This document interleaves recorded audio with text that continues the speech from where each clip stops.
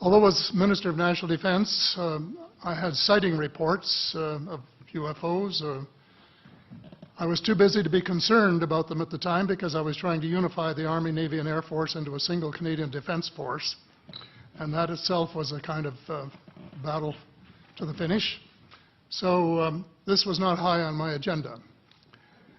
But about 10 years ago, I started getting interested due to a young man from Ottawa sending me material on the subject. I told him I was too busy to read it, but he had confidence that someday I would.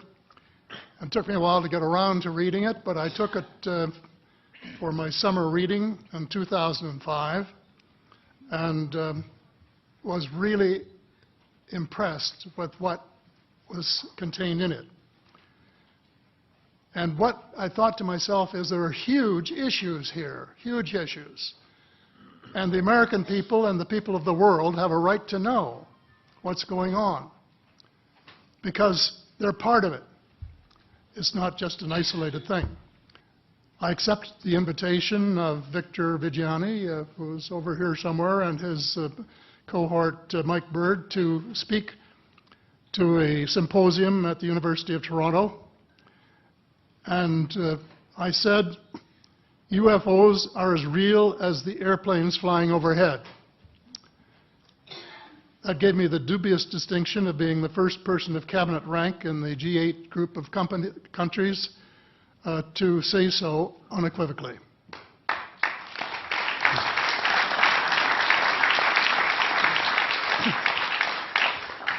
In the 1960s sometime, it was a flotilla of UFOs headed south that crossed into NATO territory in Europe. And the Commander-in-Chief of the Supreme Allied Headquarters in Europe was naturally very shaken. Fortunately, or maybe divine providence, before the panic button was pushed, the flotilla turned around and headed back north. Obviously, they had thought maybe they were Russian and they were very concerned about it. Anyway, an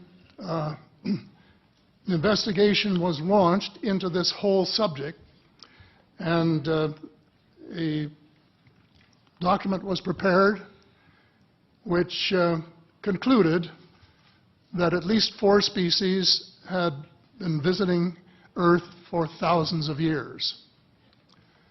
And this is my own view at this stage as well.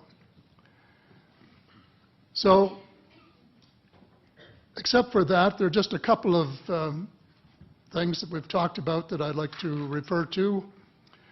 And one was that we were referring to them as they until this morning when Linda Moulton Howe, I think she was the first one, actually named 3 different species. I don't think we can any more refer to them as they because they're not an amorphous mass. They are different species and consequently may have different agendas. I don't think we can say that they all have the same agenda any more than we could say that the United States, China, and Russia had the same agenda. Our real interests may be very similar, but as of now, our perceived interests are still quite far apart. One more observation before I begin what I want to say, and that is that we spent quite a bit of time talking about the 66-year-old cadavers. And I was glad to have Linda this morning finally say that there are live ETs on Earth at this present time, and at least 2 of them probably working with the United States government. The other species that I learned about not too long ago was called the tall whites. And this is when Paula Harris broke the story just a few years ago. And through her good offices, I had the chance to talk for about 3 hours with former Airman Charles Hall and listen to this absolutely fascinating story of how he was working with, first of all, he was scared out of his skin, but after that, when he got to know them, how he was working with, and finally they became to trust each other and have a good working relationship with the tall whites at the gunnery range at Indian Springs in Nevada, and these tall whites were living on United States Air Force property and working in cooperation with the United States Air Force and sharing technology with them. He wrote a book, incidentally, called Millennial Hospitality. There are 4 different versions, but Paula says that Millennial Hospitality number 2 is the best. I think that's the one I read, and it's a very interesting read if you want to sort of get inside the problem of what it's like to bump into these people floating across the terrain in the desert. Well, enough on that for now. My interest is in full disclosure. And my only caveat is I think probably I would say 95 to 98% full disclosure. I know of 1 or 2 things that I'm not sure should be in the public domain, at least yet. They will be someday, I'm sure, but not maybe immediately.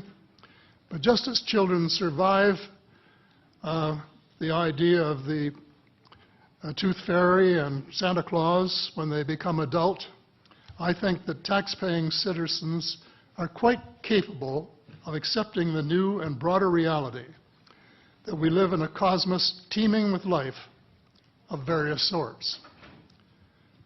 The fact that some other civilizations are more advanced than we are may be humbling.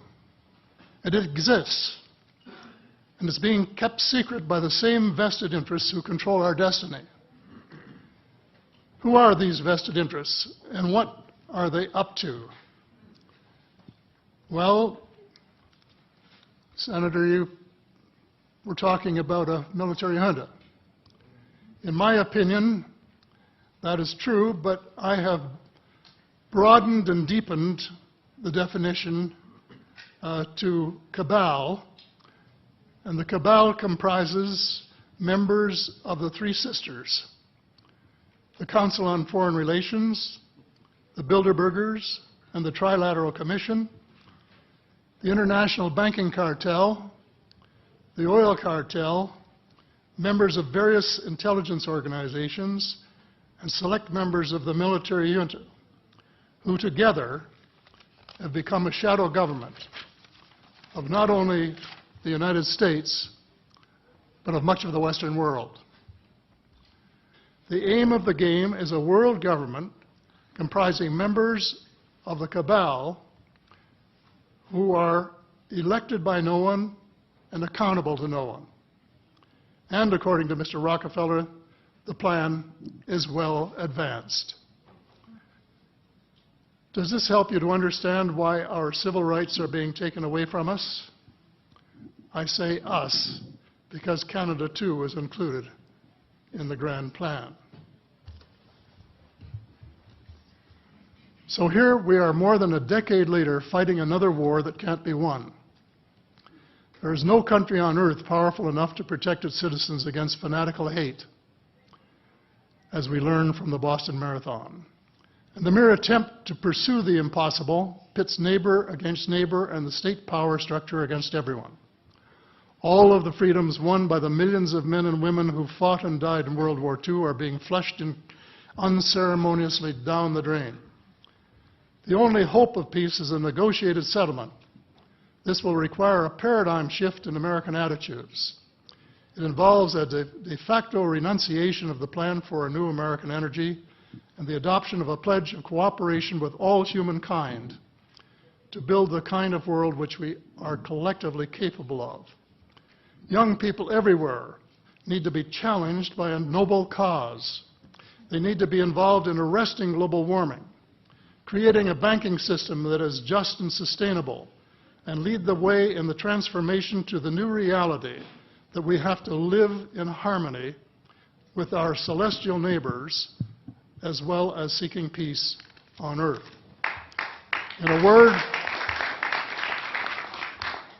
word, we have to become spiritual beings and practice the one tenet that the world's major religions have in common, and that is the Golden Rule.